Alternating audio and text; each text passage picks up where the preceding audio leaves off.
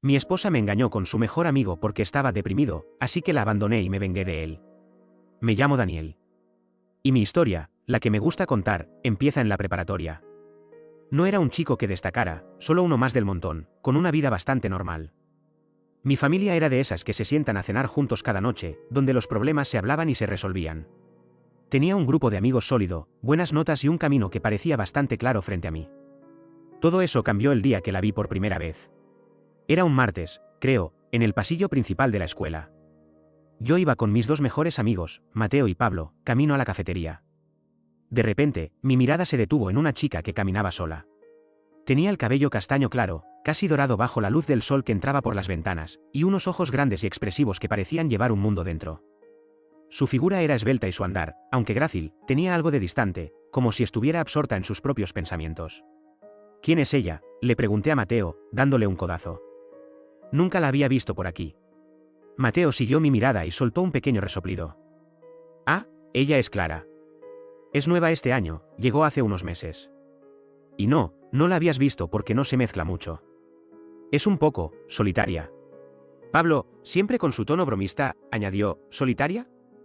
Más bien diría que es un fantasma. Aparece y desaparece. Solo la ves en la biblioteca o en los pasillos, siempre con un libro. La curiosidad me picó. Era innegablemente hermosa, con una belleza que te hacía voltear. Inmediatamente pensé, una chica así de linda debe tener novio. La idea me desanimó un poco, pero no pude evitar seguir observándola hasta que se perdió de vista. Esa tarde, durante el entrenamiento de baloncesto, la conversación volvió a surgir. Yo no podía dejar de pensar en ella. Su misterio me intrigaba más que su belleza. Oigan, hablando en serio, ¿por qué dicen que es así?, les pregunté a Mateo y Pablo mientras nos atábamos los cordones de las zapatillas. Mateo se sentó a mi lado en el banco, su voz bajando a un susurro. Daniel, mira, hay rumores. Y muchos de ellos no son muy bonitos.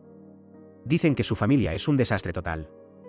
Que sus padres, bueno, que no están en condiciones de cuidarla. Por eso vive con un tío, creo. ¿Sus padres? ¿Qué les pasa?, insistí, sintiendo un nudo en el estómago. Pablo, que estaba estirando sus piernas, se unió a la conversación con un tono más serio. Se dice que el papá tiene problemas serios con el alcohol, y la mamá, que no está bien mentalmente. Por eso el tío se hizo cargo de ella. Y claro, eso la ha afectado mucho. Dicen que tiene muchos traumas, que es emocionalmente inestable. Por eso no confía en nadie, y la gente, pues, prefiere mantenerse al margen. Mateo me dio un golpecito en el hombro. Daniel, te lo digo como tu amigo. Es mejor que no te metas ahí. Hay muchas chicas en la escuela.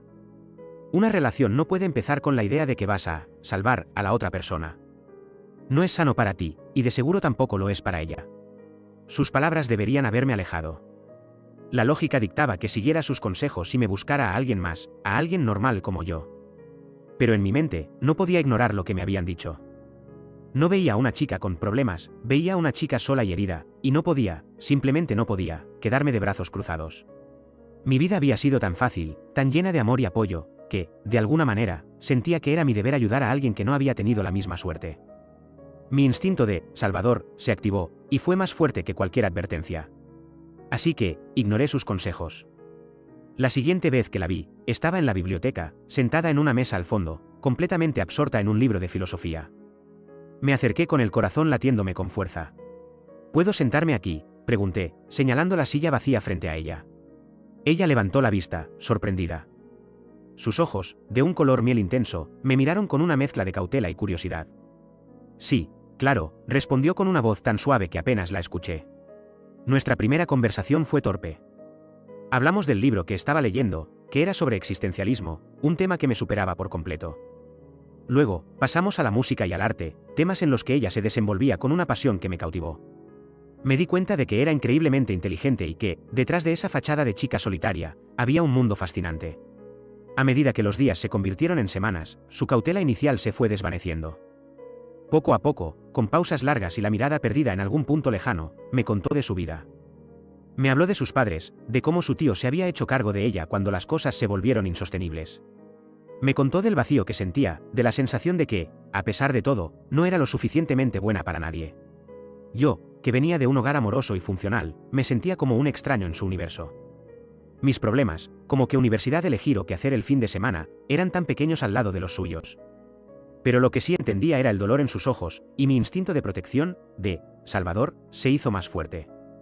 Tus padres te aman a su manera, Clara, le dije un día, mientras caminábamos por el parque, tomándole la mano. Y tú eres una persona maravillosa, brillante, con un corazón enorme. No es tu culpa lo que pasó. Ella me miró con los ojos llenos de lágrimas, y por primera vez, vi una pequeña sonrisa sincera en su rostro. Una sonrisa que me robó el aliento. Gracias, Daniel. Gracias por estar aquí. Significa mucho para mí. Y yo, en ese momento, supe que me había enamorado. No solo de su belleza, sino de su vulnerabilidad, de su fuerza silenciosa. Y a pesar de lo que mis amigos habían dicho, yo estaba dispuesto a arriesgarlo todo por ella. Nuestra relación se fue volviendo más profunda. Pasábamos horas hablando, riendo, y a veces, simplemente en silencio, disfrutando de la compañía del otro. Ella era mi confidente, y yo, su roca.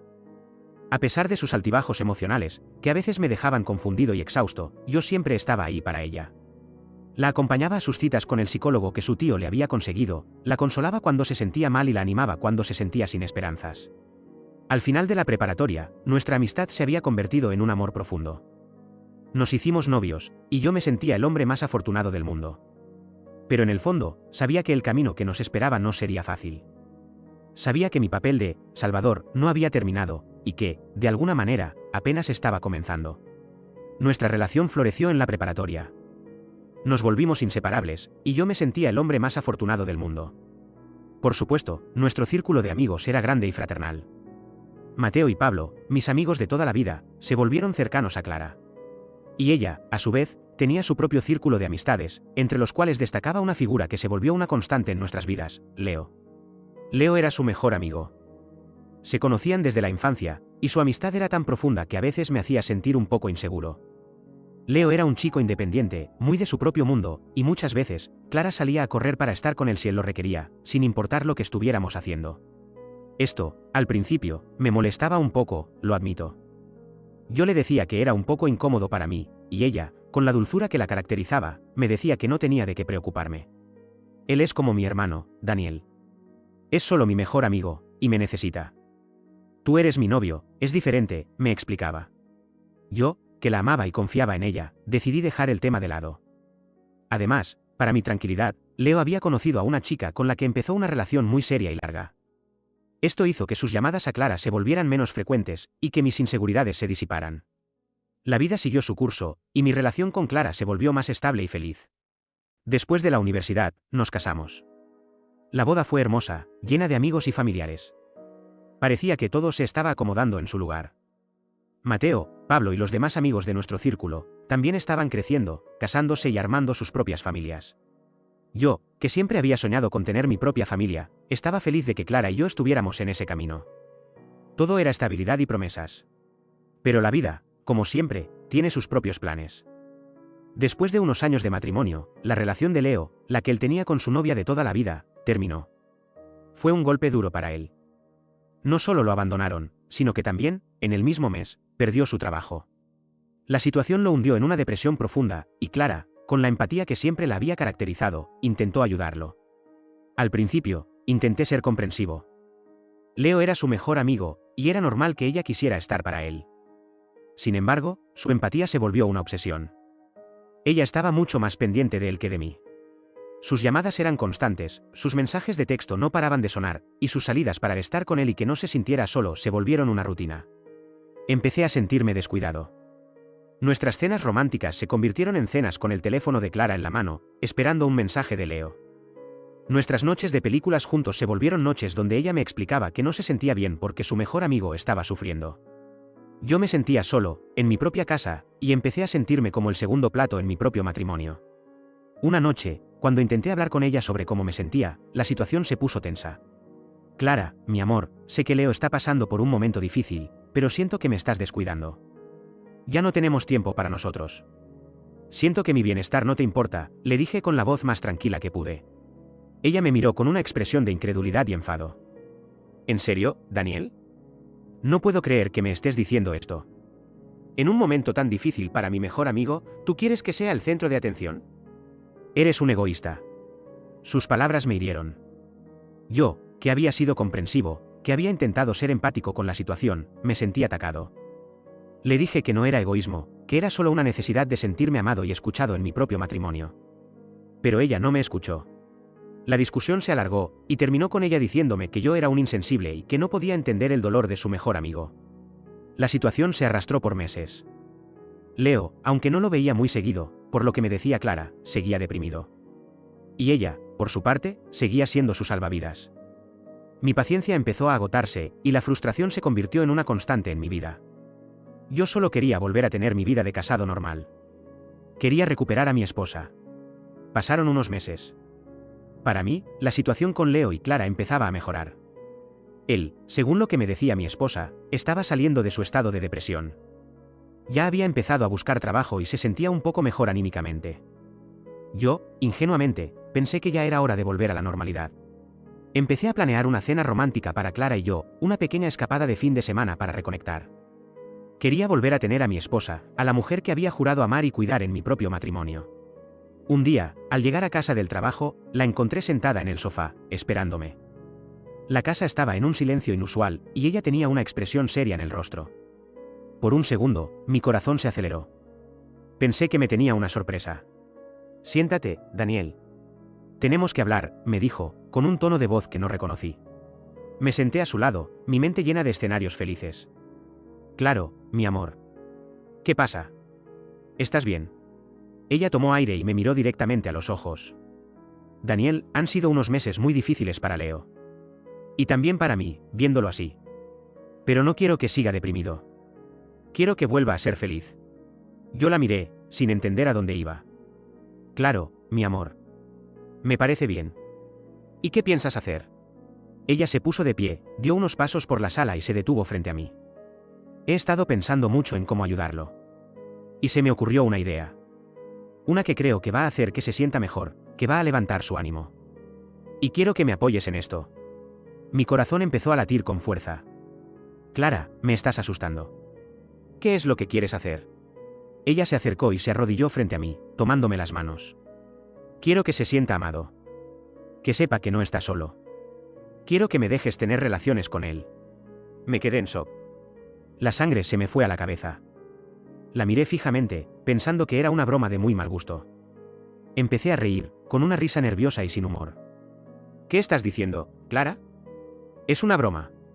Pero ella no se rió. Su expresión seguía siendo seria. «No es una broma, Daniel. Lo estoy diciendo en serio. Él está muy deprimido. Siento que solo yo puedo ayudarlo. Él me necesita». Dejé de reír de golpe. La risa se convirtió en ira. Me solté de sus manos, me levanté del sofá y empecé a caminar por la sala, sintiendo una rabia inmensa. ¿Qué? ¿Tener relaciones con él? ¿Para que se sienta mejor? Clara, ¿te estás escuchando? ¿Me estás pidiendo permiso para acostarte con tu mejor amigo para que no esté deprimido? ¿Qué clase de excusa es esa? ¿Qué clase de persona hace eso? Ella, al verme tan enojado, se levantó y empezó a gritarme. «No me hables así, Daniel. Eres un desconsiderado. No puedes entender que en un momento tan difícil para mi mejor amigo, yo no puedo ser el centro de tu vida. Necesitas entender que él me necesita más que tú ahora». Sus gritos me hirieron. La rabia se mezcló con la incredulidad. Me di cuenta de que ella no solo estaba loca, sino que me estaba manipulando. Me paré frente a ella y la miré a los ojos. «Si tú llegas a hacer eso, Clara, si llegas a acostarte con él, me divorcio de ti inmediatamente. Y no solo eso, te demando por adulterio y te quito hasta el último centavo. Te dejaré en la calle». Ella se quedó helada. Sus ojos se abrieron de pánico y su expresión se volvió sumisa. «Daniel, no digas eso. No es para tanto. No lo voy a hacer. No digas eso. Claro que es para tanto, Clara. El matrimonio se basa en la confianza. Y tú, con esta idea, has roto la mía». Ella empezó a llorar, a pedirme perdón, a decirme que era solo una idea tonta, que no lo iba a hacer. Yo la escuchaba, pero en el fondo, mi corazón ya no estaba convencido. Esa noche, dormí en el sofá de la sala. Mi mente no paraba de darle vueltas a la situación. La incredulidad, la rabia, el dolor, todo se mezclaba en un remolino de emociones. Y en medio de ese caos, una idea se me vino a la mente. Una idea de desconfianza, de paranoia, pero que me pareció la única forma de saber la verdad. Al día siguiente, tomé una decisión. Salí de la casa, fui a una tienda y compré unas cámaras muy pequeñas y escondidas. Las instalé en varios lugares estratégicos de la casa, en el salón, en la cocina, en la habitación de invitados.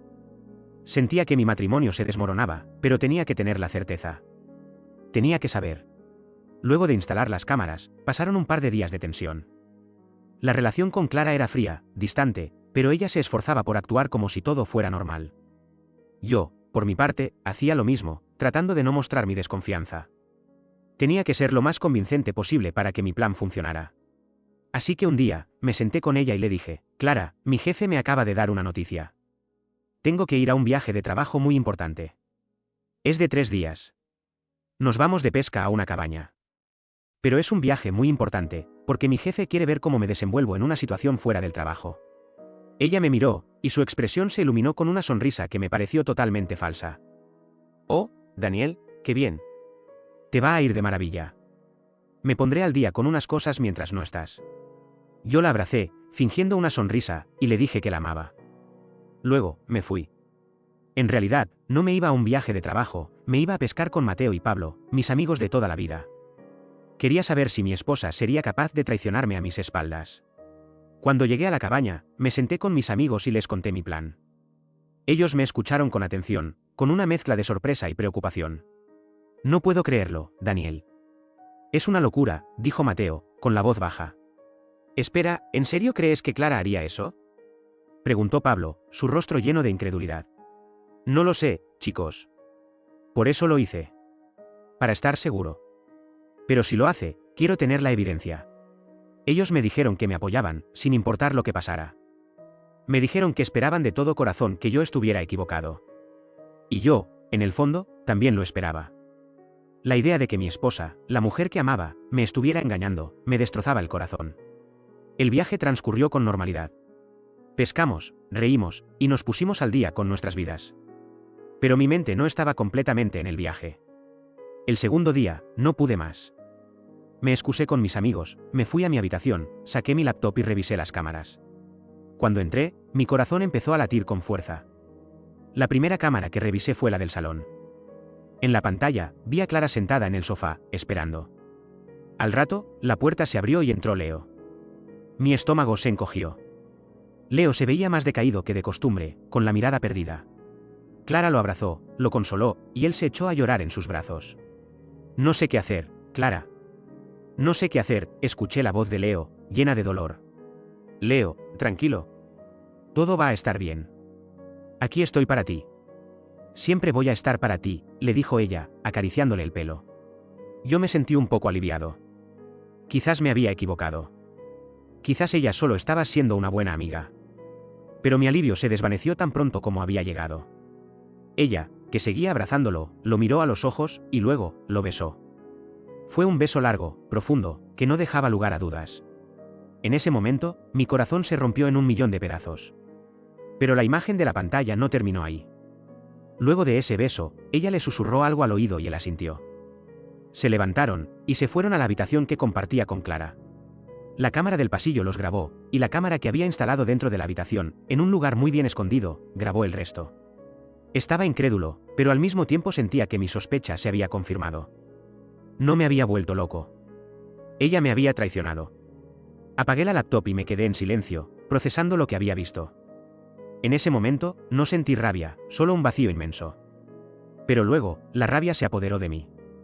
No me iba a quedar con los brazos cruzados. No iba a dejar que me humillara de esa manera. Saqué mi teléfono, y con las manos temblorosas, llamé a mi abogado, Ricardo. Ricardo, soy Daniel. Necesito que me prepares unos documentos de divorcio.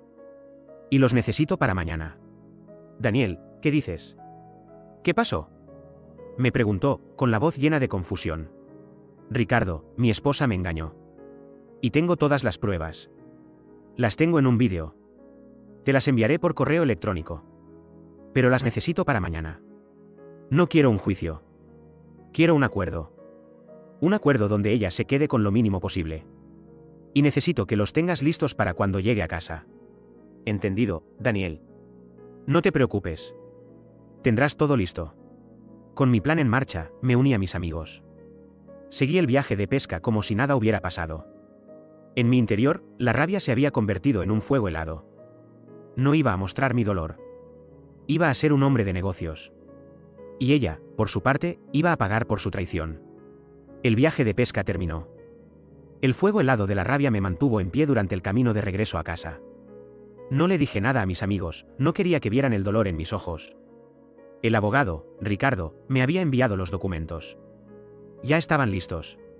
Solo me faltaba un poco de valor, un poco de fuerza para enfrentar lo que me esperaba en casa. Y aunque el corazón me latía con fuerza, la razón me decía que tenía que ser fuerte. Cuando llegué a la ciudad, pasé por la oficina de Ricardo y recogí los papeles del divorcio. Al abrir el sobre, el peso del documento se sintió como una lápida sobre mi pecho. En el interior, había una copia de la demanda y del acuerdo de divorcio. La demanda era por adulterio, y el acuerdo, como le había pedido a Ricardo, le dejaba a Clara lo mínimo posible. Era un trato justo, considerando la traición, pero un trato que la dejaría sin nada. Y por primera vez, no sentí remordimiento. Solo justicia. Llegué a casa. La vi parada en la entrada, con una sonrisa radiante. Daniel. Mi amor. Qué bien que ya llegaste. Ella corrió hacia mí y me dio un gran abrazo. El abrazo se sintió falso, vacío. Me solté de ella, con una expresión seria en el rostro. Daniel, ¿qué pasa? ¿Te fue mal en el trabajo? No dije nada.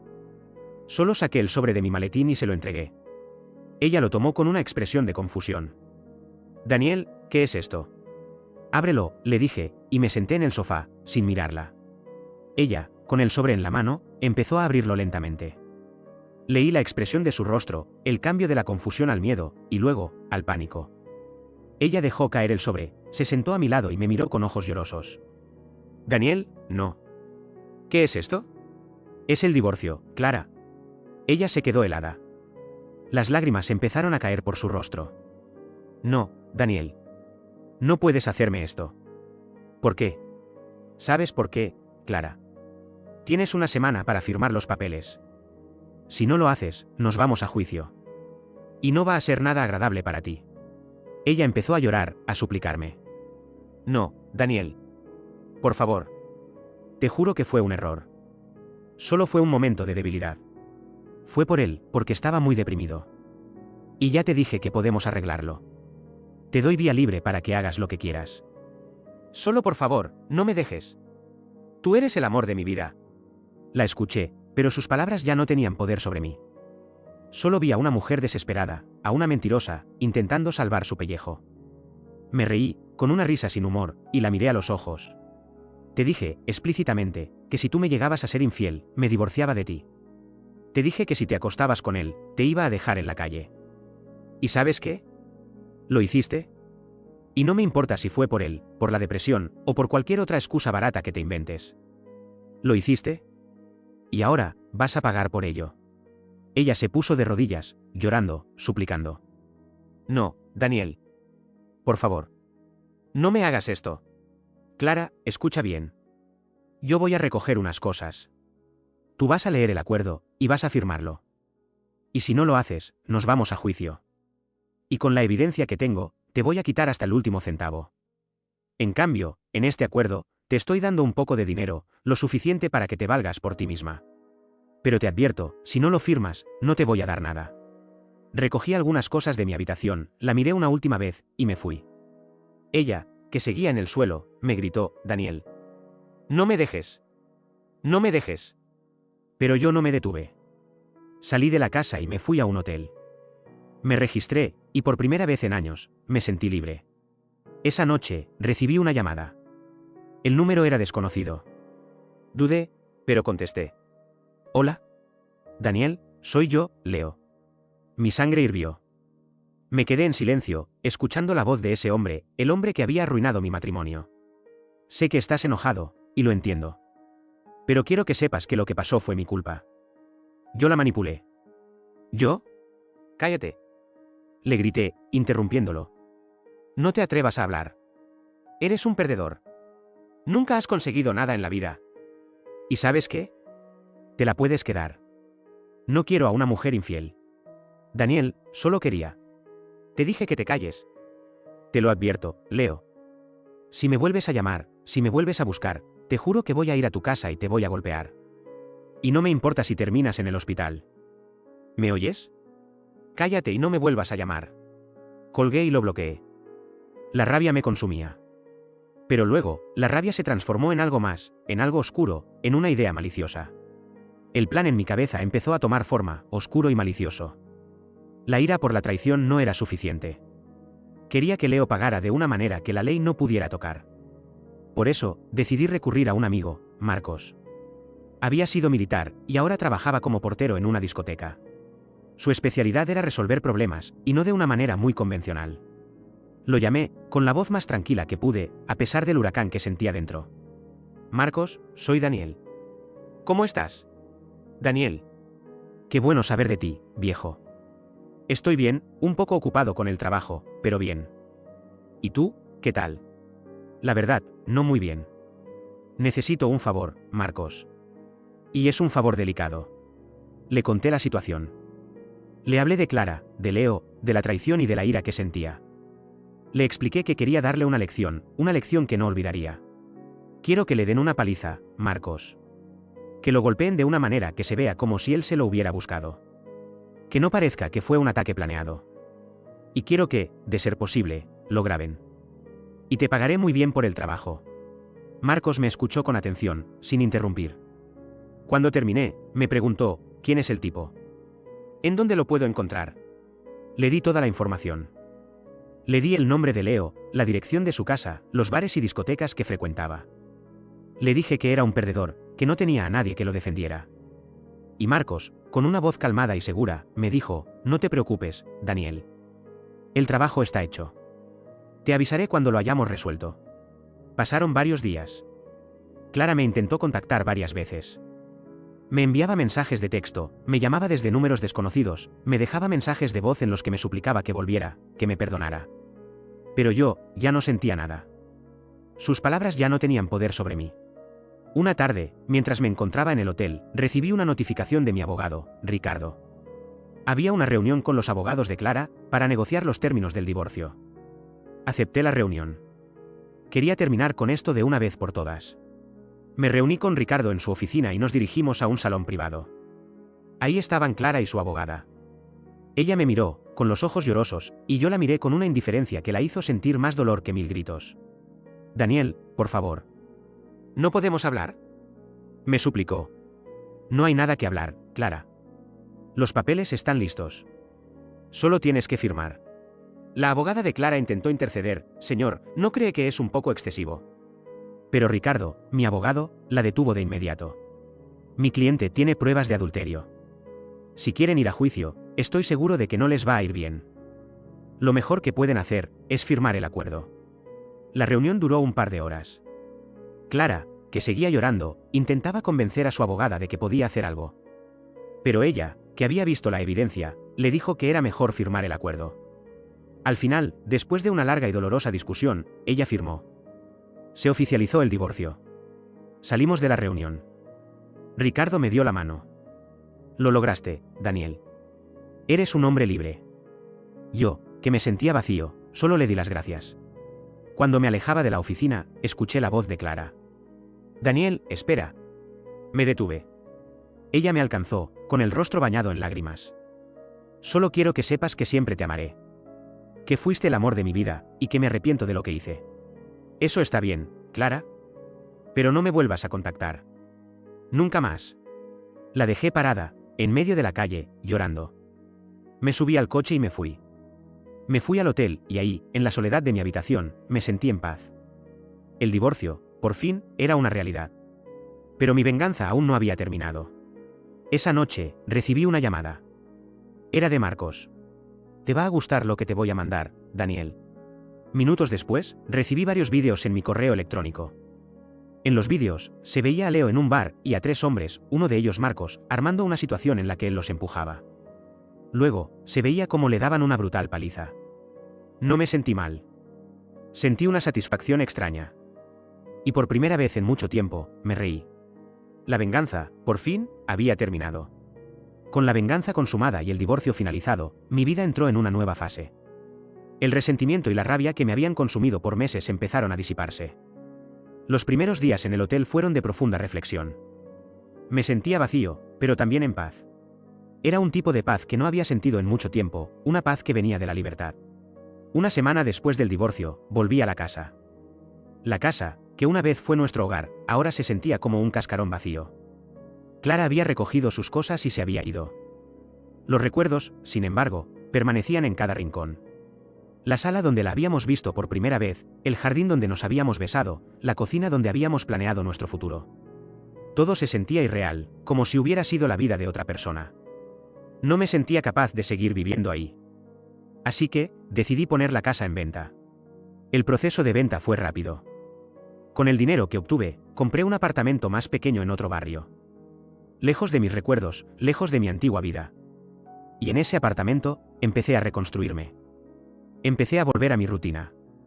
Fui al gimnasio, empecé a leer, y, lo más importante, volví a mi vida social. Mis amigos, Mateo y Pablo, me recibieron con los brazos abiertos. Les conté lo que había pasado, y ellos, en lugar de juzgarme, me apoyaron. ¿Sabes, Daniel? Siempre supimos que algo no andaba bien con ella. Pero tu amor por ella era tan grande que no queríamos herirte. Pero estamos felices de que estés bien, de que seas libre, me dijo Mateo, con una sinceridad que me conmovió. Sí, viejo. Y ahora es hora de que te diviertas. De que vivas tu vida, añadió Pablo, con su tono bromista. Y eso fue lo que hice. Empecé a salir con ellos a bares, a discotecas, a conocer gente nueva. Al principio, no buscaba nada serio. Solo quería disfrutar de mi libertad, de mi soltería, sin ataduras. Conocí a varias mujeres, con las que tuve relaciones sin compromiso. Era una forma de recuperar el tiempo perdido, de sentirme vivo de nuevo. Con el tiempo, mi corazón empezó a sanar. El dolor de la traición se desvaneció, y en su lugar, nació la felicidad.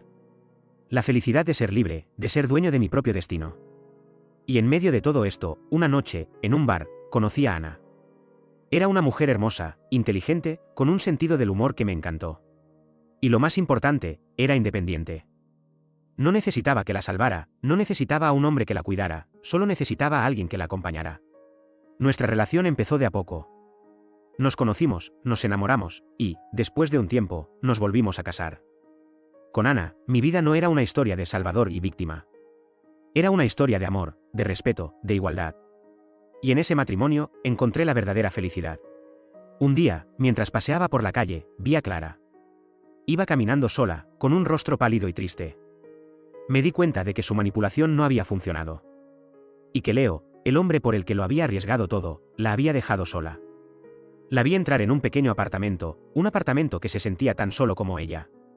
Me miré en un escaparate, y me di cuenta de lo lejos que había llegado. De lo feliz que era. Y por primera vez en mi vida, no sentí rabia, ni dolor. Solo sentí un profundo alivio. La historia de Clara y Leo se convirtió en una lección para mí. Una lección de vida que me enseñó que el amor no se basa en el sacrificio o la manipulación, sino en la confianza, el respeto y la igualdad. Y que, a pesar de las adversidades, siempre hay una luz al final del túnel.